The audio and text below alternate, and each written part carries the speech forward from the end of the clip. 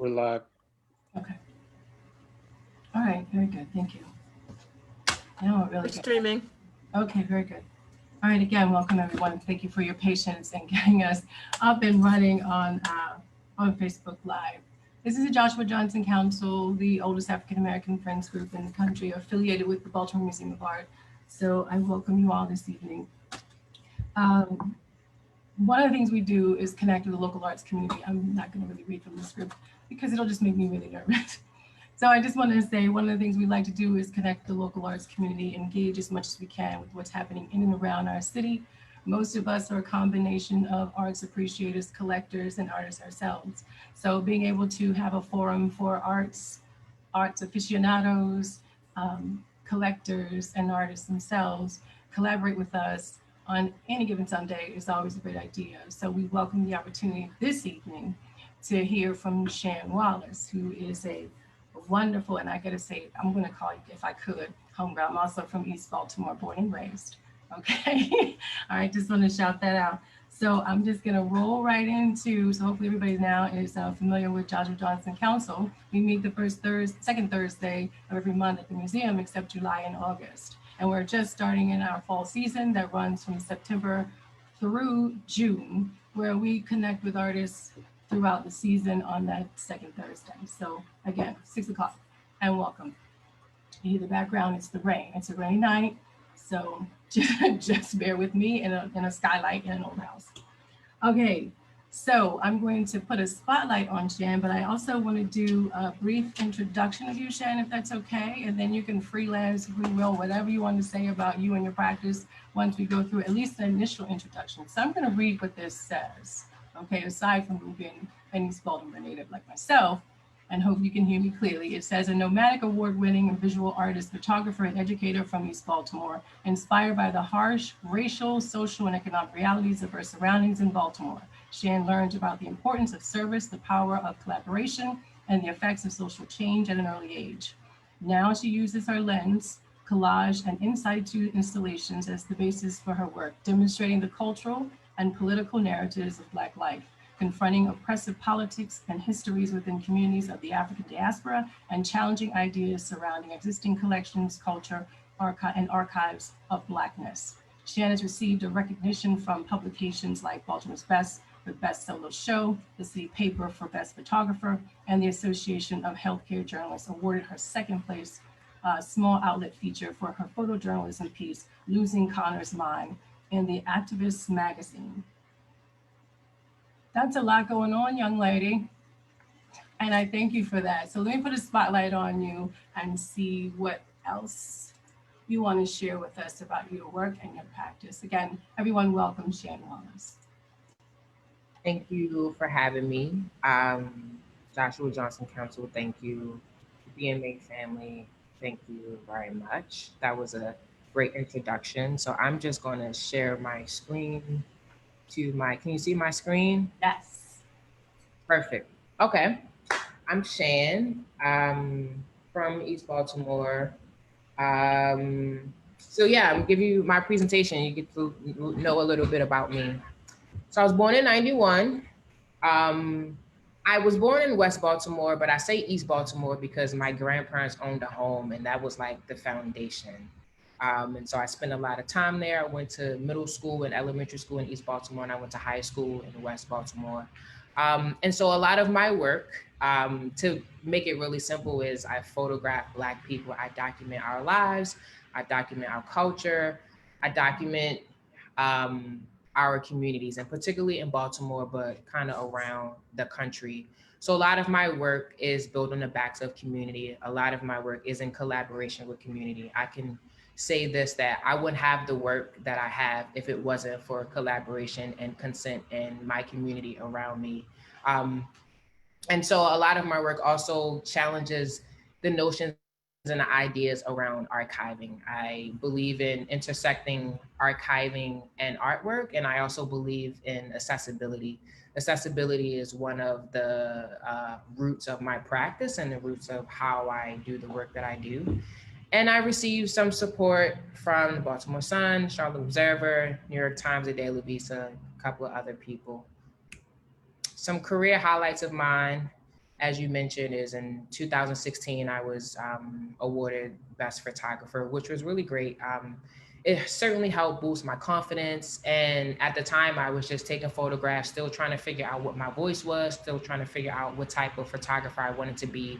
And so this award really helped me because at the time, I didn't know if anyone was looking or listening.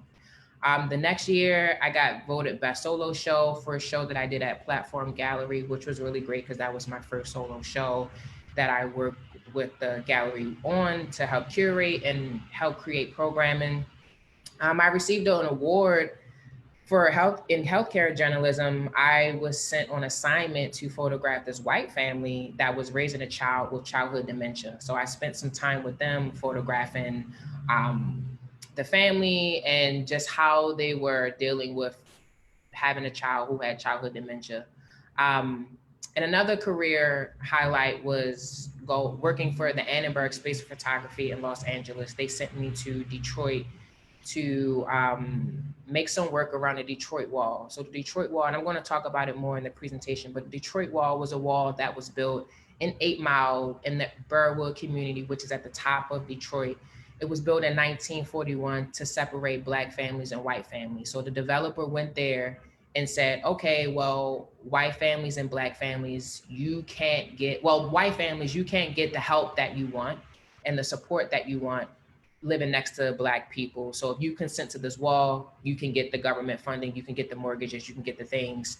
And so this wall was built. It's about 6 feet, it's about 1 mile long. So I was sent last summer, by the Annenberg. I was one of 2 of the artists who was commissioned to create work. And so I went and spent some time in Detroit. And so that was a really nice career highlight because it allowed me to take what I learned in Baltimore and my practice that is really heavy in Baltimore and spread it in a place like Detroit. And then another career highlight is my solo show at Baltimore Museum of Art 410, which is really dear to my heart. Let's see, okay. So here is, I made the front page of the Washington Post in 2017. And so this was around the time where we just got Governor Hogan and he completely changed the bus system here. So the prices went up, the amount of routes that we had decreased, the amount of stops decreased. So the bus transformation really hit Black Baltimore really hard. And as a person who lives here, I catch the bus. And so I just used my camera to just document this transition of, paying like $4 for an all-day bus pass to go these different places to now paying $4.20 and then $150 for a one-way to paying $190. And so the Washington Post saw a show that I did at the UB Blake Center and was interested in learning more about the project. And so the article is Snapshots of Inequality, What Race, Class, and Poverty Says About the Bus System. And then on the other side is a screenshot of me when I won Best Photographer. So I'm just going to share some photographs with you all from this series from the Washington Post. And so as a photographer, I focus on our everyday lives, I focus on community, and I really photograph with care. That's always my goal, to just photograph with care and always collaborate. And so the images that I took talked about the bus benches, talked about the infrastructure, also, and more importantly, talked about the people who take the bus. And this is all throughout the city: West Baltimore, East Baltimore, South Baltimore.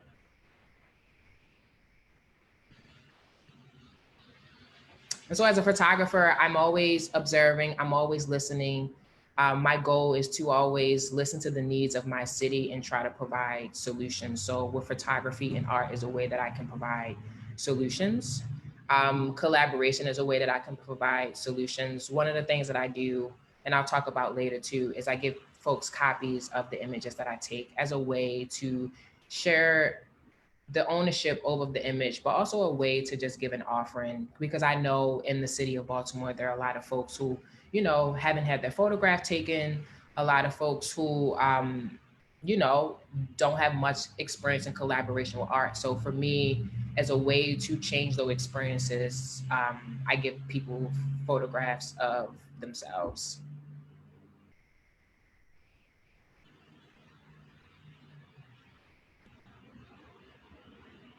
And I'm a full-time artist, so I do this every day. But photography opens up the door for me to be able to teach, for me to be able to mentor. And that's the beauty of it too, that photography has taken me many places, and allowed me to, be of service to the youngins here, the students, and also just like the community. This particular image is from a body of work that I created from January to March that was on the ballroom and voguing culture here in Baltimore. And this image is from Lexington Market. As we all know, Lexington Market is going through some reconstruction and will be different than what we know. And so for 5 years, I went to Lexington Market faithfully to photograph the culture there. And my goal as a photographer is to always tell the stories that the reporters can't tell. And so it was an honor to photograph these three ladies in particular because they worked at a chicken stand that I used to go to with my mom. And so a lot of the work that I do is very personal. And it stems from a place of my childhood. It stems from a place of my experiences. And again, those solutions that I want to see happen in Baltimore. So the name of the project is Golden Time of the Day. And I have about maybe 400 plus images of just Lexington Market, the good times, the laughs, the dancing, the outfits, the vendors, 5 years of faithfully going to Lexington Market, building that trust, giving people photos, copies of the photographs that I take, and really investing a lot into the folks at Lexington Market. And I can confidently say that I think that this is one of my most meaningful projects and one that I've had the most fun doing. So on the left-hand side is some wheat paste that I did in the city. Baltimore has a lot of vacant homes and buildings. So I felt called to just wheat paste some images on some of these buildings. Just a way for people to see my work, because I know that everyone doesn't have smartphones and a lot of households don't have Wi-Fi.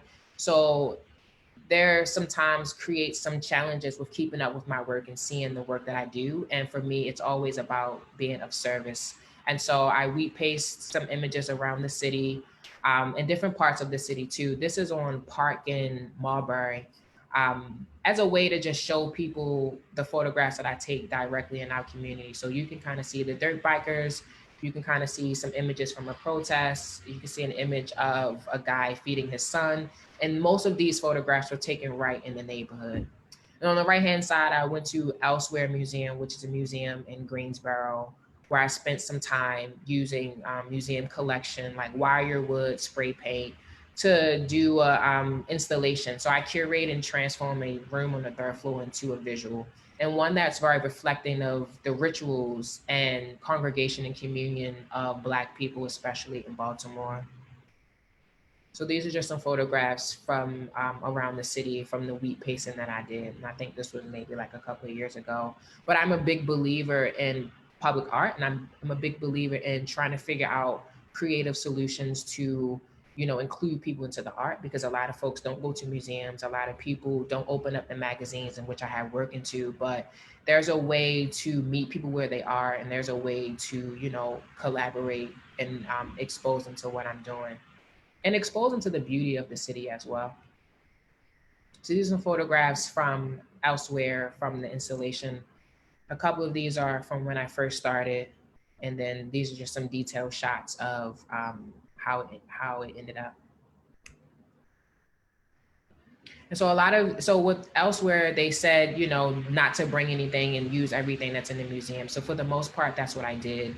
The only thing that I brought in was the cardstock images that I had, and I just created a large visual.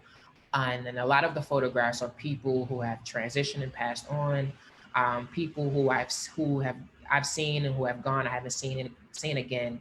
And so at the time, because the work is always personal, I was in a time of mourning. And so the work that I created Elsewhere was just a reflection of that.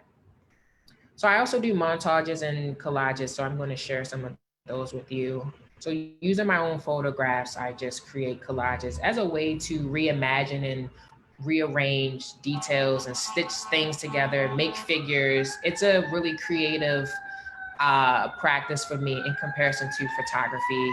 Both of the processes are very different. Um, and with collages, I'm able to have more of a creative say-so. This particular collage here is one that's very special because in last year I went to Tryon, North Carolina. And so Tryon, North Carolina is where Nina Simone is from. And so this actual like house here is her childhood home. I was invited to consult on why they should turn Nina Simone's house into an artist residency, and I was the only artist there. So I took some photographs there, and I ended up using them in a collage. Livingston Street is the street in which she lived on, and it's also the street where her mother was a preacher, and also the same church where she started to play the piano and do classical music. This particular collage and the next one is in collaboration with the Afro-American Archives. For the Grit Fund, I was given a commission by Savannah Wood, who, and she said, I have these archives and I want to be able to commission artists to make work.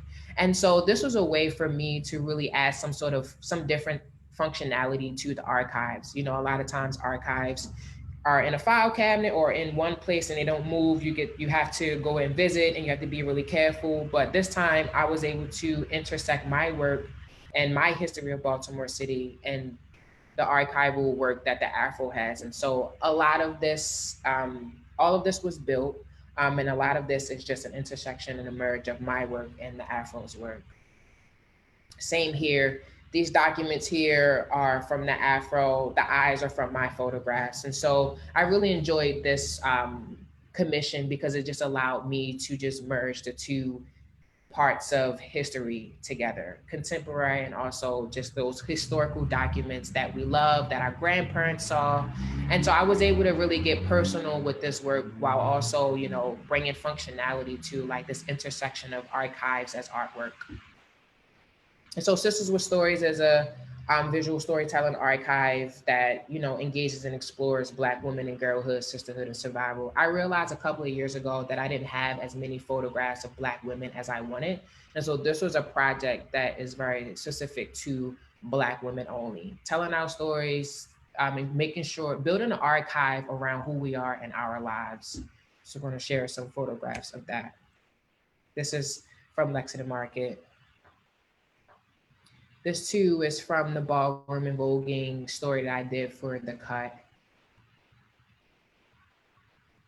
And the one on the left is from Beatty's Ford. During a residency at the Roll Up, I posted up every Monday at the library and took portraits of people and gave them copies, which was really nice because the library is such an important hub for Charlotte. And it's a place where families go. It's a place where young people meet at. It's really an important place for the Beatty's Ford community. So I went there every Monday to take photographs. And here on the right-hand side is Sisters with Invoices, an organization that advocates for women getting paid. And so some of my archivist work really just demonstrates and promotes the value of archiving and photography. My grandparents raised me. I'm really inspired by photo albums. And I really believe in making archives and storytelling really accessible. And so I'm going to tell you some ways that I do that. Here on the left-hand side, the two guys are just looking at a stack of archival photographs that I have of mine. Looking at, and they know some people that are in there. They take a couple of copies of images.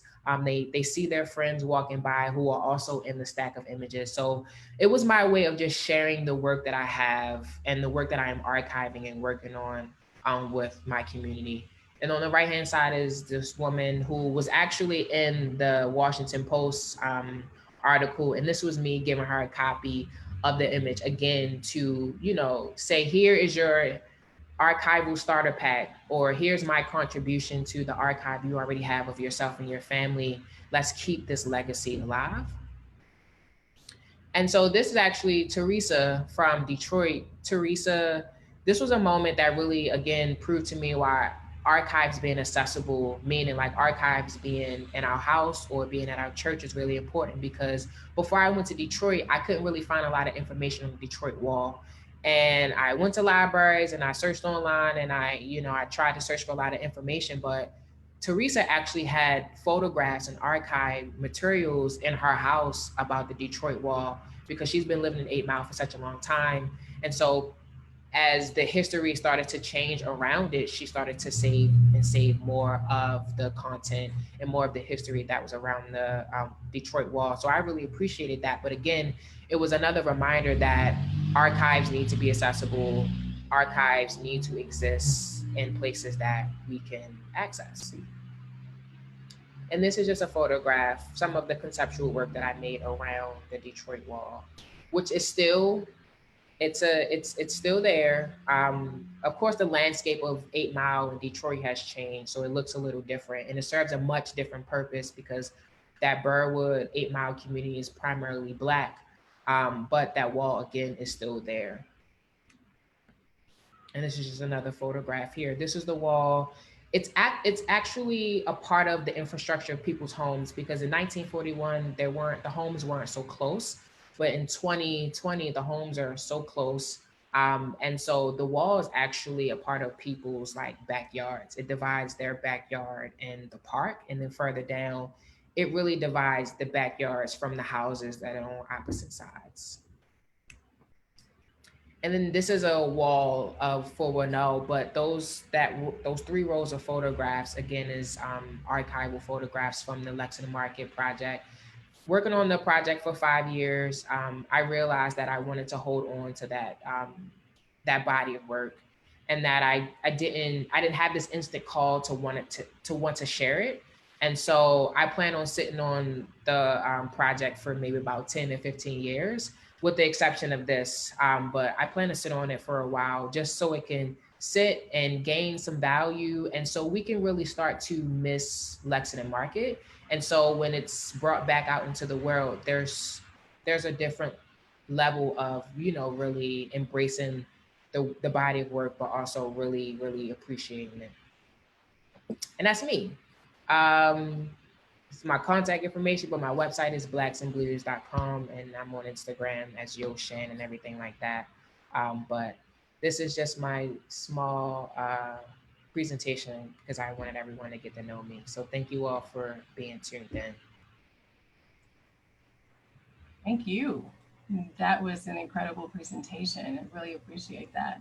And for someone who loves to look at old photographs of my family, I can certainly appreciate that practice as just a way of living, and a great appreciation for what we have as a culture to kind of hold on to it and preserve it. So to have a young photographer also value the same thing, I can say there's a bright future for us not forgetting the things that have happened for us, to us, and for you, by us. We can keep it going.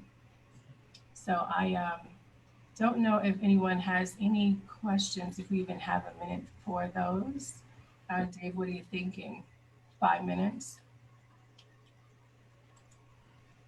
Let's see. Does anybody have anything? I don't see anything in the chat. Oh, there's one. How did you acquire your photo skills? Actually, I took my first photograph when I was about 8. My grandparents had a Polaroid camera, and then my grandfather bought a camcorder. He didn't know how to use it, so I would use it around the house, just recording my cat mainly.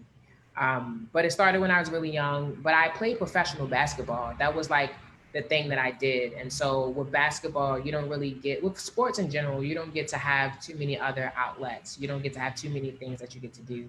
And so I played basketball, but I went to Emerson Westside High School, and we had a journalism program. And that was when I started to have a different experience with it, a more mature experience, because this is high school. And so I took up journalism there. But as far as photo skills, I just kind of learned it on my own. I used to work at Best Buy in the camera department, so I would stay in the back and get in trouble all the time because I wasn't making a lot of sales, because I was in the back playing with the cameras the entire time. But photography is just something that just really came really natural, and especially came natural because I, went to zone public school my entire life, and with 40 students in a class, there's really not much room to nurture our creativity and nurture, our minds. And a lot of times we're punished and criminalized for being smart and punished and criminalized for not knowing whatever we should know. And so photography is just something that came along, and I've been doing it for a decade, but I wasn't always pursuing art. So there were like different genres of photography that I embarked on, like concert photography. I worked for SiriusXM, so I did a lot of the celebrity stuff. I did a lot of, street stuff, graffiti stuff, like way back. But just, I want to say I started to pursue it full time and really be more passionate and knowledgeable of it in maybe like 2015. And since then, I've been, trying to better my skills. I use film, I use mirrorless cameras, and I shoot everything in manual. So you have to know the settings to a T, and you have to understand how light works and how often light changes and shutter speeds and different things like that. So now I feel like that I'm almost an expert. But yeah, my love for photography and my love for just visual imagery started when I was really young with the help and encouragement of my grandparents. And thank you for that. And just one real quick question that I have, and that is your work is beautiful. Do you find that you don't need to have a narrative to support the images? Do you want the image to speak for itself, or do you want absolutely? I think if you're a good photographer, you know how to put language into your photographs. Yeah. I think there is visual language that all visual imagery can have, but I don't think that it's something that a lot of folks can actually incorporate into their work. And so I don't think a lot of times it's necessary to have captions, or it's necessary to have an essay or a paragraph that is with the work.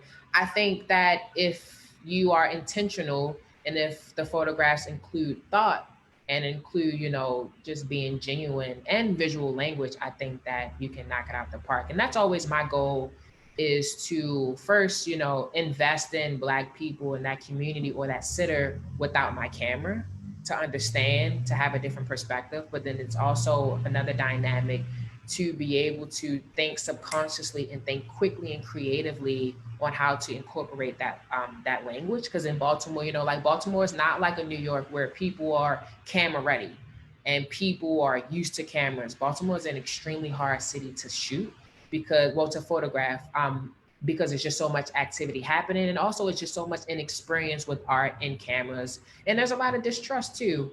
And so one of the things that I had to adjust to, but also change, was having to constantly think quickly and creatively like that, because sometimes I don't get a lot of second chances with the photographs. And knowing that I have to be ready at all times. And now, since I'm like using film and my process has changed drastically, I get more second chances, but a lot of times you don't get a lot of second chances. And when that one chance, you have a checklist. Does it have visual language? Is it at the angle you want it to be? Is it what you study and learn and try to master this craft for it? That all of those things happen in this image. And for the most part, I usually take the photo. I usually photograph the way that I want to, but that comes from extreme practice, experience, and studying. There's so much I could ask you, because I can only imagine that you get your photographs and you go back and look at them, and there's another story you didn't expect to capture when you go back and look at it. Sometimes it's a lot to process, especially looking through the lens. I see there's a focus, but then there are other things happen in the background that you don't necessarily see. And so a lot of times I come back and I decompress, and I usually, my process sometimes is I usually just photograph, and when I'm out, I don't look at what I'm doing. I just try to trust myself and try to trust the process. And then I come home and I return and I look at everything and I'm like, oh, this happened. Oh, I can crop this. Oh, I can do this. And there's just these methods and these just small little tips that I try to constantly remind myself when I'm out. So when I am reflecting, I do see all of the things that I need to see, and I can also use them. I want to thank you so much for being with us this evening. This is great. You shared a lot of wonderful information. Hopefully it won't be the last time. you'll get to share with us in 5 or 10 years when you've sat on that Lexington marketing work. Absolutely. And you see the new market and the old market and look at those photos and say, look what I've created, the history as it has evolved over time. Yeah, I can't wait to thank you for that. show the world the Lexington market work. Okay. So Antoinette, I just want to chime in. We will be able to go back and see Shan's show great on September 16th. It was open for what, a weekend? And it's incredible and amazing. And take a look on our website for our reopening plan. But you need to get to see Shan's exhibition up at the museum starting next Wednesday. Okay.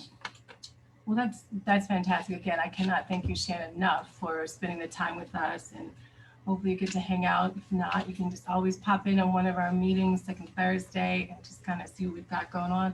Just might happen to have a camera. We want to snap some photos of what's happening. And I have a studio here where I'm at now, and so you yeah, can always come by for a visit. I'm in Motor House, which is on. Oh, okay. Okay, very good. You're right around the corner, so that's Yep. Very good. Very good. Thank you for having me. No, thank you for being here. I appreciate it. So next up is going to be the one and only Jessica Bell Brown, who is the, let me get her on. I think I made her co-host. Here she is. Hi, Jessica. Hi. Let me read this introduction of you, if I may. Sure.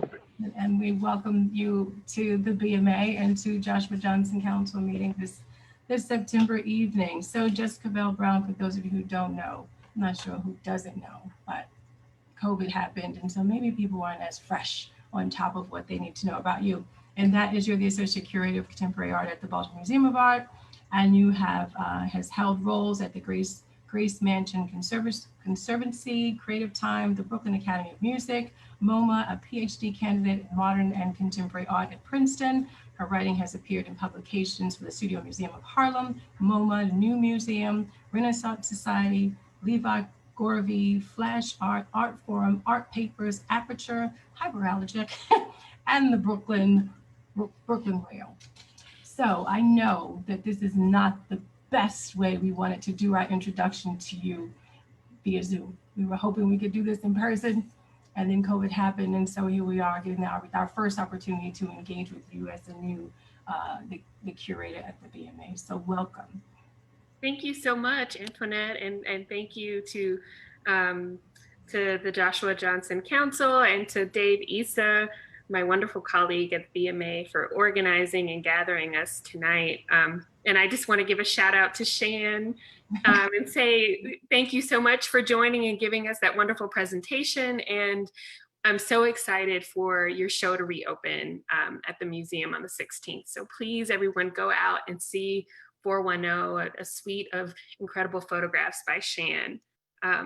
So I'm going to do two things. I'm going to first share my screen and then promise to keep it relatively brief so that there's enough time for a dialogue. So, and we're in an intimate gathering tonight, so it's great to be able to have that time to speak more informally about who I am, what I do, and what you can look forward to at the BMA. So, sharing my screen. Let's see. Okay. So I thought I would just give everyone a little bit of background about how I came to the BMA and some past projects, and then give you a preview of some projects that I'm working on at the museum. And then lastly, kind of share a bit about who I'm thinking about, artists that I'm thinking about. So I first came to curating through art history, through my research in art history.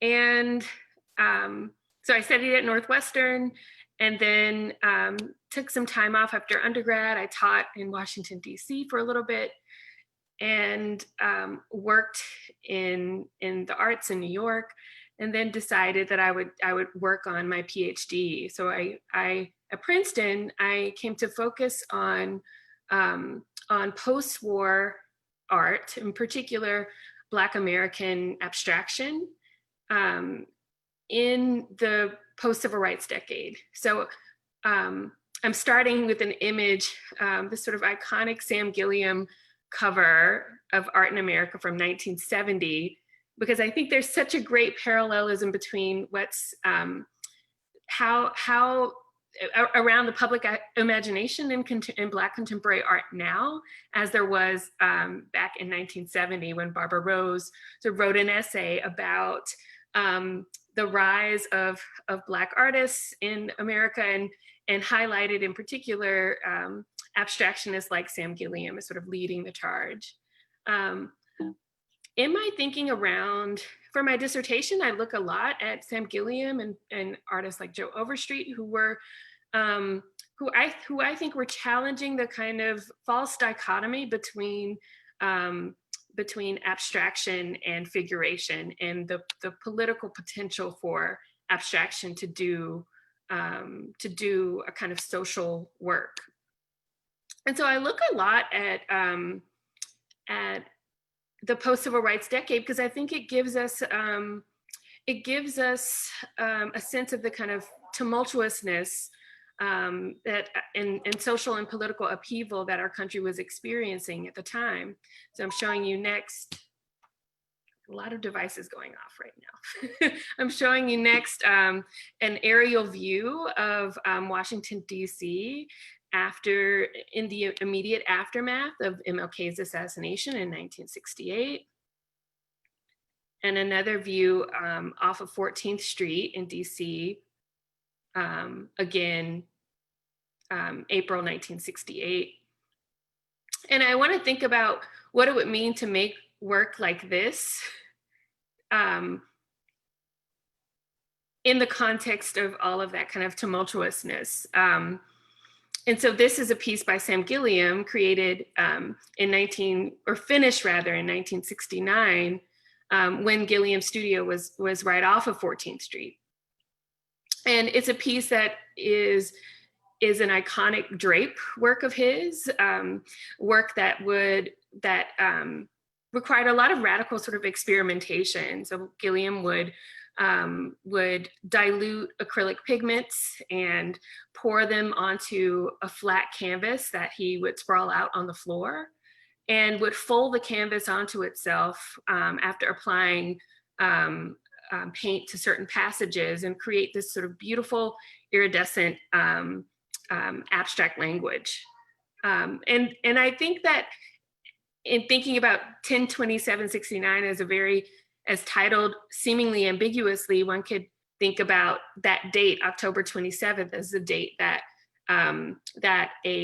the body of a local Baltimore Black Panther was discovered in Leakin Park.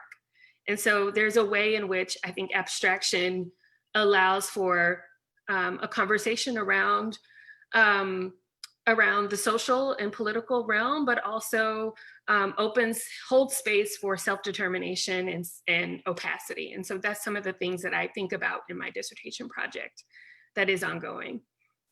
I'm also looking at artists like Joe Overstreet, who was a part of the Black arts movement in New York, and was created these canvases or paintings rather, that would suspend from the ceiling or with grommets. So they were unfurled from stretcher bars, kind of like Gilliam's drapes, but he created a completely different mode of abstraction where he was drawing on so-called sacred geometries. He was thinking about Native American iconography. He was thinking about diasporic,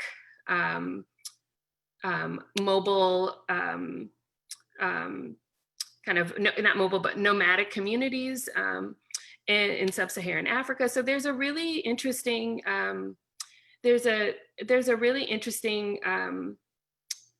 way, I think, to understand the dexterity and the capaciousness of abstraction to tell a number of stories during this very turbulent time in our nation's history.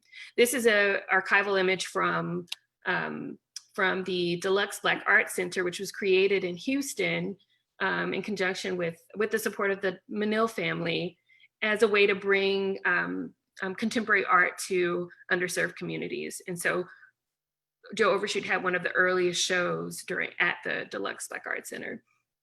And here's a color image of the same painting that was on display, Hoodoo Mandala, from 1970. So moving away from my dissertation research, before I came to the BMA, I was curating independently and was the consulting curator for Gracie Mansion Conservancy in New York, which is the mayoral residence there. And I curated a show called She Persists, A Century of Women Artists in New York. And that show brought together artists like Kara Walker, a sculptor of whom we see here installed on the exterior grounds, Jennifer Packer, contemporary figurative painter, figurative and still life or representational painter. Here, this is a piece called Say Her Name, which is a funerary bouquet dedicated to Sandra Bland. And more historical works like artists Alice Neal on the far right. This is a painting called Jenny. It's a portrait of her daughter, Jenny, and Jenny's daughter, the baby here, Elizabeth. And on the far left, an abstract painting by Betty Parsons, who was known for bringing some of the giants of abstract expressionism into wider public view. People like Martha Rothko and others. And in the center of these two more historical works is a contemporary sculpture by Simone Lee from her Village House series. And Simone Lee is an incredible ceramicist and sculptor who is combining a number or drawing from a number of diasporic iconographies and architectural forms. And so She Persists was a way for me to kind of bridge my deep grounding in art history while also thinking about how contemporary can be a window onto the historical. I also worked on the Robert Rashenberg Retrospective in 2017 at MoMA under the direction of Leah Dickerman. And I also worked on projects before that combined my interest in contemporary art with my investment in ecologies of art and communities of artists, writers, thinkers, people who sort of make the art world run, and wanting to center Blackness and Black cultural production within within contemporary art ecologies. So this was a programmatic project where my colleagues and dear friends were in residence at a place called Recess in New York. And so I worked with Kimberly Drew, Taylor Aldridge, and Jessica Lynn, three phenomenal women who work in various capacities in the art world: writers, curators, thinkers. It was an incredible 6-week project. And I hope something like that, I really hope to do again in some capacity at the BMA. So what am I up to? Well, I just received, when I first started at the BMA, I signed on to a project, a collaborative project with the Mississippi Museum of Art. It's an exhibition that we're partnering on called The Great Migration Project. And it will be this, although I can't really say that much about it because it is very much under development, and it's exciting for us because we're solidifying our artist list at the moment and we're working on the book, and it's going to be fantastic. But it will take, the Great Migration Project, in short, will be an invitation of some of the leading contemporary Black artists to imagine and and meditate on the Black collective imagination vis-a-vis the migration stories that are held within their own family histories. And so it's a meditation on land, on ancestry, on self-determination, and it will be a commission show of all new work that will open first at the Mississippi Museum of Art, and then it will come to the BMA. So in spring 2022, that's when it'll open down in Jackson, Mississippi. And my co-curator, Ryan Dennis, who's the chief curator of art at the Mississippi Museum of Art, has been truly wonderful to work with. And we're so excited to bring this project to public life very soon. The other big project that I'm working on is a reinstallation of our contemporary wing at the museum, which will open in November 2021. And it will be a survey of 50 years of art, of contemporary art at the BMA. As you all know, with our 2020 Vision Initiative and our sort of recently transformative mission of the museum and thinking about canon correction, thinking about equity, diversity, and inclusion, and also thinking about how we redefine narratives around contemporary art or around art in general, and include more voices. This is going to be, I think, a stellar way to reimagine what our collection can be, in thinking backwards and also thinking ahead. So it will be an introduction to our new acquisitions, including works like Barbara Chase Rabeau's Malcolm X 15, which is on the far left. Another recent acquisition by Wilmer Wilson called Wish from 2018. And then a work that's been in our collection for a good amount of time, Lorna Simpson conceptual photograph called ID. And so how do we understand, how can contemporary art help us to understand who we are and our places in the world, and the kind of tensions with which we live? So it'll be a show that contemplates all the isms, feminism, liberalism, nationalism, globalism, but in a very accessible and I think fresh and bold way.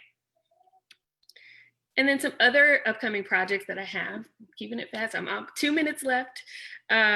So I'm working with my colleague, Leela Grothy, both on the Contemporary Collection show that I was just speaking about, and a presentation of work by artist Stephanie Sahuko.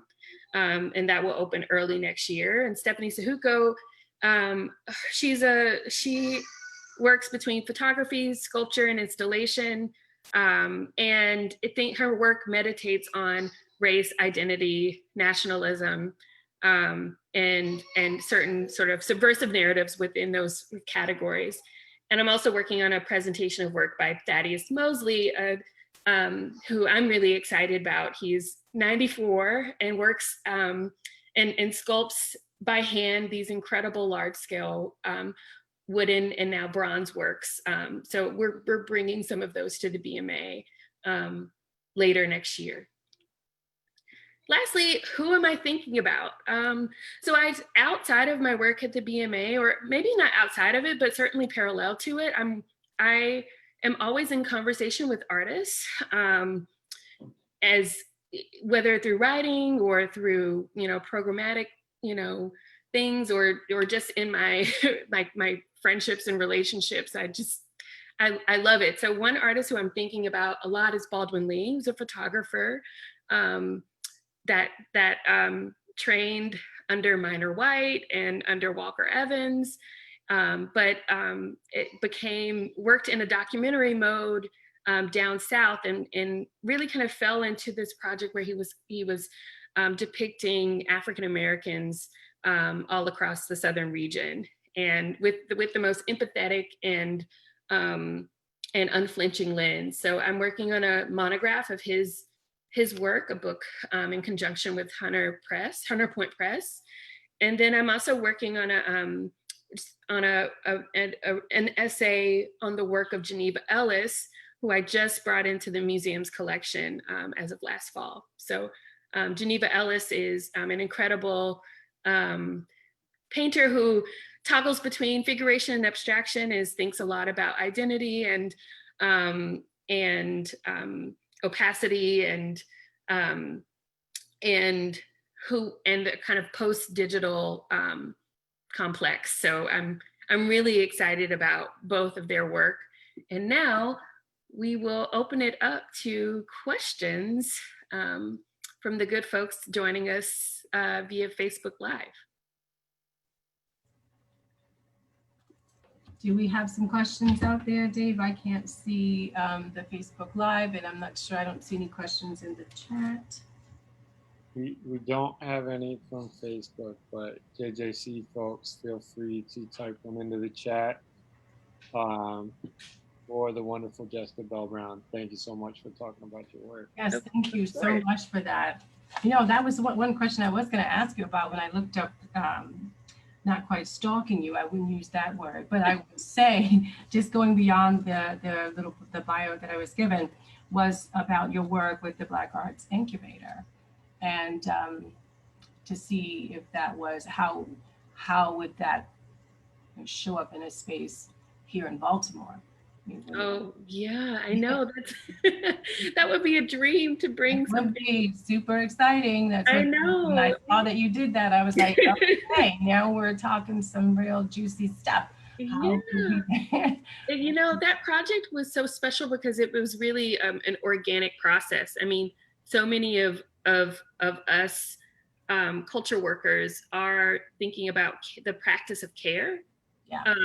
And how do we extend grace and care to our colleagues, you know, in non-transactional ways. Right. So not thinking about, well, what you can do for me and what I can do for you, but like, how can we exist together and think alongside one another and support each other in ways that are sustainable. And so I see that as something that it's a practice that for many is already in existence, but to formalize it and to have the support of an institution to be able to do that work or to put a frame on the practices that exist and open up space is something that I'm always trying to think about with projects that I am working on. But in the case of the incubator, I think my friends, we just got a little busy and yeah. That we would love to do. And it's just a matter of having the, you know, saying, okay, we're going to do this at this date, you know, and it's going to be great. Yeah. When I saw that, I got super excited. I said, I hope she wants to do something like that here. And I see that Jean had a question in the chat.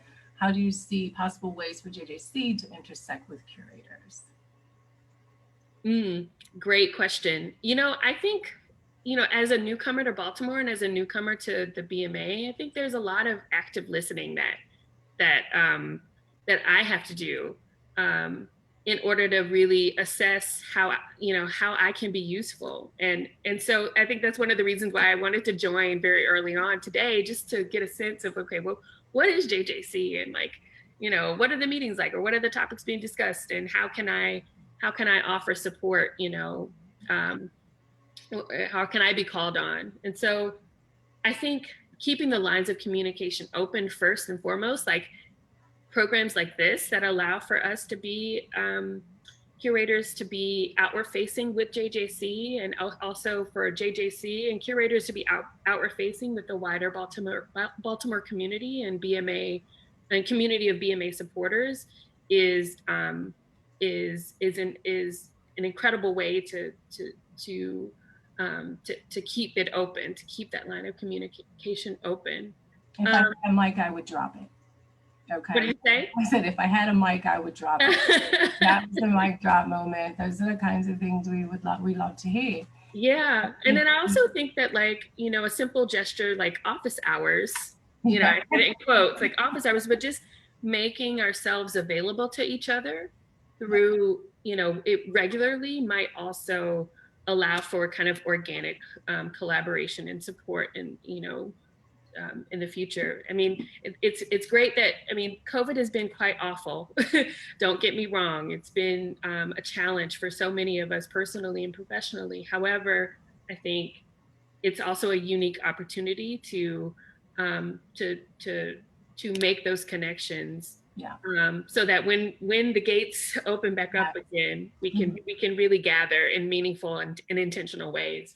I love that. I love that. One thing I want to see if anybody else has a question or anything, but I do want to ask about some of the forward thinking that you're doing with the artists that you're looking at. Because one of the things I guess I should say concerns me, or doesn't concern me, but I do think about is a lot of the artists that have been out and have been maybe underrepresented, but have a good solid body of work, and they're no longer top of mind. But there have been times when they were highly collected, have large price tags on them, or had them at one time, and now they're not top of mind anymore because you've got a younger set of artists. So how do you see or foresee making the connection between those artists that have had careers that hang on the walls of maybe your parents, your grandparents, and yet now we have these new artists who are new recent collectors or in collections, and how do we build that